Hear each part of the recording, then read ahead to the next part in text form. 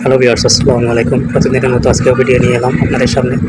আর ভিডিওটি কেমন হলো অবশ্যই লাইক কমেন্ট করে আপনাদের মতামত জানাবেন এবং ভিডিও প্রথম অবধি শেষ পর্যন্ত দেখবেন কীভাবে তবলুনটা সেটিং করতে হয়, তবলুনটা কীভাবে রাখতে হয় আপনারা দেখতে পাচ্ছেন। এভাবে আস্তে আস্তে চার কোনা আস্তে আস্তে এভাবে রাখতে হবে। এরপরে লাইনগুলো যেগুলো আছে ওগুলো বাইরে বের করতে হবে। তারপর আপনারা আস্তে আস্তে ওই চার কোনার যে নাটগুলো আছে নাটগুলোকে আস্তে আস্তে ভিতরে ঢুকাতে হবে। যদি আপনারা এখানে উড়াতাড়া করেন তাহলে এই নাটগুলো ভেঙে যেতে পারে, আর ভেঙে গেলে আর আপনারা ওগুলো লাগাতে পারবেন না।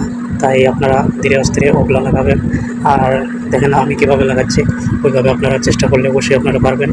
আর যারা এগুলো লাগাতে পারেন অবশ্যই আমার ভিডিও দেখে দেখে আপনারা এই তবলুনটা লাগাতে পারবেন। দেখেন আমি কীভাবে নাটগুলোকে জায়গা মতো টাইট দিতে হবে বা এগুলোকে জায়গা মতো ঢুকাতে হবে, না হলে আপনারা এই জিনিসগুলো পারবেন না।